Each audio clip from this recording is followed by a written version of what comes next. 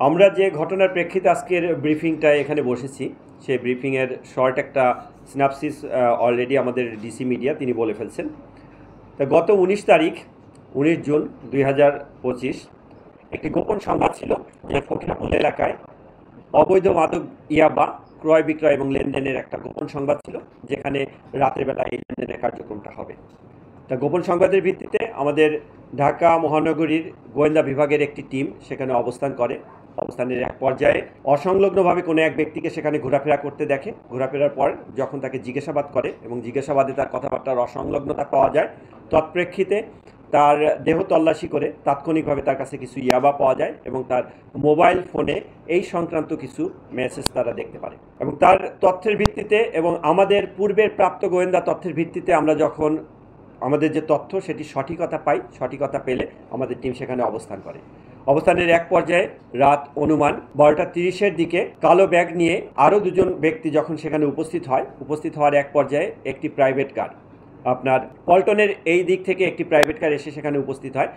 ঘটনাস্থলটি ছিল মূলত আমাদের এটা ফকিরাপুলের যে ডিআইটি এক্সটেনশন রোড হোটেল আল সাহারা ভবনের যে প্রিন্স জেন্টস পার্লার সেটির সামনে এখানে উপস্থিত হলে যখন ব্যাগ লেনদেন করবে, তাৎক্ষণিকভাবে আমাদের যে টিমটি সেখানে অবস্থান করেছিল, টিমটি তখন চেস করে এবং ওই ব্যাগটি তার কাছ থেকে ছিনিয়ে নেয় এবং বাইরে অবস্থানরত দুজনকে পুলিশ হেফাজতে নিয়ে যায়। আর প্রাইভেট কারের সামনে মোটরসাইকেলটি চলে আসে, দুটি মোটরসাইকেল আমাদের এসে তার গতিরোধ করে তাৎক্ষণিকভাবে আমাদের কোনো এক সদস্য প্রাইভেট কারের চাবি নিজেদের হেফাজতে নিয়ে নেয়। মুহূর্তের মধ্যেই ভিতর থেকে অতর্কিতভাবে বর্ষণ শুরু করে প্রাইভেট কারের মধ্য থেকে। আমাদের যে টিম আভিযানিক যে দল ছিল, দল তার পরিচয় প্রদান করতে করতে তারা আমাদের দল ও আত্মরক্ষার্থে বর্ষণ করে। এক পর্যায়ে ক্রিমিনাল যারা ছিল তাদের আমাদের এএসআই আতিক তার পেটে বিদ্ধ হন এবং কনস্টেবল সুজন পায়ে বিদ্ধ হন এবং উক্ত টিমের যে নেতৃত্ব দানকারী আমাদের কর্মকর্তা এসি শোয়েব আহত হন। আহতের এক পর্যায়ে যখন গুলি বর্ষণ করতে করতে ক্রিমিনাল সামনের দিকে এগিয়ে গেলে পরে আমাদের টিম ধাওয়া করলে পরে বর্ষণ করতে করতে এক পর্যায়ে অন্ধকার গলির ভিতরে গিয়ে পালিয়ে যেতে সক্ষম হয়। ঘটনাস্থল থেকে পরবর্তীতে প্রাইভেট কারটি তল্লাশি করে এবং ওই ব্যাগ তল্লাশি করে 9000 পিস ইয়াবা পায়। প্রাইভেট কারটি জব্দ করে আমরা আইনানুগ ব্যবস্থা নিই এবং ওই ঘটনাস্থল থেকে আটককৃত মোট তিনজনের নিকট থেকে আমরা বর্ষণকারী যে তার নাম পরিচয় এবং তার সঙ্গী অন্যজনের নাম পরিচয় আমরা জানতে পারি। জানার পর আমরা আমাদের তথ্যপাত্য এগুলো বিশ্লেষণ করে গোয়েন্দা তথ্যের ভিত্তিতে আমরা আমাদের অভিযান অব্যাহত রাখি 19 তারিখের পর হতে। অভিযানের এক পর্যায়ে 26 তারিখে আমাদের কিছুটা সার্থকতা আসে, অর্থাৎ 26 তারিখে আমরা বিভিন্ন স্থানে অভিযান পরিচালনা করে আমরা তার চক্রের, অর্থাৎ যে ব্যক্তি গুলি করে তার নাম বাপ্পি, তার চক্রের কিছু সদস্যকে আমরা গ্রেপ্তার করতে সক্ষম হই। সেই চক্রের মধ্যে থেকে আমরা যেটা গ্রেপ্তার করি, নূর নবী অনিক নামে একজনকে গ্রেপ্তার করতে সক্ষম হই এবং অনিকের নিকটে আমরা একটা 7.65 পিস্তল, 2টি ম্যাগাজিন, 14 গুলি সহ তাকে আমরা আটক করি এবং তার সঙ্গীও জাহাঙ্গীর, ইকবাল, তারেক, আরমান সর্দার নামে আরও কতিপয় সন্ত্রাসীকে আমরা গ্রেপ্তার করি। সকলেই এই বাপ্পি গ্রুপের সদস্য এবং তাদের নিকট থেকে অস্ত্র 4000 পিস ইয়াবা, 3টি মোটরসাইকেল এবং একটি স্টিলের চাকু আমরা উদ্ধার করে তাদের বিরুদ্ধে আইনানুগ ব্যবস্থা গ্রহণ করি এবং তাদের নিকট থেকে আমরা অতিরিক্ত তথ্যপাত্য এগুলি সংগ্রহ করি। অভিযান অব্যাহত রেখে আমরা পুলিশের উপর গুলিবর্ষণকারী যে বাপ্পিকে গ্রেপ্তারের জন্য বাংলাদেশের বিভিন্ন জায়গায় আমরা আমাদের অভিযান পরিচালনা করি।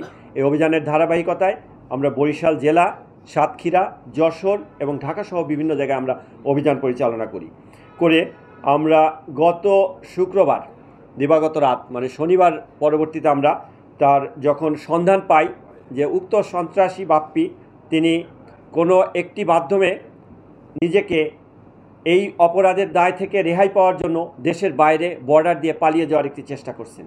এরকম তথ্যের ভিত্তিতে আমরা তাৎক্ষণিকভাবে যশোর জেলায় আমাদের টিম প্রেরণ করি এবং যশোর জেলার ডিবি পুলিশ সহ আমাদের ডিবি পুলিশ যৌথভাবে আমরা যশোরের ঘোপের মোড় নামে একটি স্থানে রাতের বেলা আমরা সেখানে অপারেশন পরিচালনা করি। অপারেশন পরিচালনায় আমরা একটি দোতলা বাড়ি, যেখানে অপারেশন পরিচালনা দোতলা বাড়ির দোতলায় তার অবস্থান আমরা শনাক্ত করতে পারি। শনাক্ত করার এক পর্যায়ে আমরা যখন ব্যাপকভাবে প্রস্তুতি নিয়ে বাড়িটি ঘিরে ফেললে ভিতর থেকে উক্ত সন্ত্রাসী বাপ্পি তার অবস্থান সম্পর্কে জানিয়ে তিনি বরং সেটা রক্ষা পাওয়ার জন্য ভিন্ন রকমের একটি নাটক সাজিয়ে পুলিশকে হুমকি দেওয়ার চেষ্টা করে। অপারেশন পরিচালনায় স্থানীয় লোকজন এবং অন্যান্য যে আশেপাশের লোকজন সকলেই উপস্থিত হয়। উপস্থিতির এক পর্যায়ে দীর্ঘক্ষণ প্রায় 3 ঘন্টা অপারেশন পরিচালনা করার পর আমরা তাকে ভিতর থেকে বের করে এনে গ্রেপ্তার করতে সক্ষম হই এবং তার কাছ থেকে তাৎক্ষণিকভাবে একটি 7.62 পিস্তল এবং 2 ম্যাগজিন গুলি আমরা তার কাছ থেকে উদ্ধার করি। উদ্ধারের পর আমরা তাৎক্ষণিকভাবে জিজ্ঞাসাবাদ করি। জিজ্ঞাসাবাদের পর্যায়ে সে পুলিশের উপর যে গুলিবর্ষণ করেছে সে পিস্তলটি ঢাকায় তার ভাড়া বাসায় রয়েছে মর্মে আমাদের কাছে স্বীকার করে। স্বীকারের প্রেক্ষিতে আমরা আইনানুগ ব্যবস্থা গ্রহণের নিমিত্তে তাকে সহ ওইখান থেকে তাৎক্ষণিকভাবে আমরা ঢাকা শহরে তার ভাড়া বাসার ডেমরা এলাকা পরিচালনা করি। অভিযান পরিচালনা করে তার তালাবদ্ধ ঘরের কক্ষতে লকারের মধ্য থেকে আরও 2টি পিস্তল, বিদেশি পিস্তল এবং আরও অধিক সংখ্যক গুলি আমরা উদ্ধার করি। সর্বমোট তার কাছ থেকে 3টি বিদেশি পিস্তল এবং 151 রাউন্ড গুলি উদ্ধার করতে আমরা সক্ষম হই।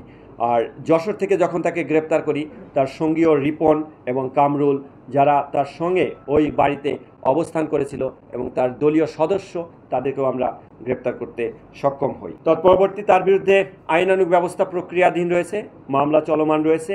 তাকে প্রাথমিক জিজ্ঞাসাবাদে তিনি একজন মাদক ব্যবসায়ী এবং 2010 সাল থেকে তিনি মাদক ব্যবসার সাথে সম্পৃক্ত মর্মে প্রাথমিকভাবে স্বীকার করেন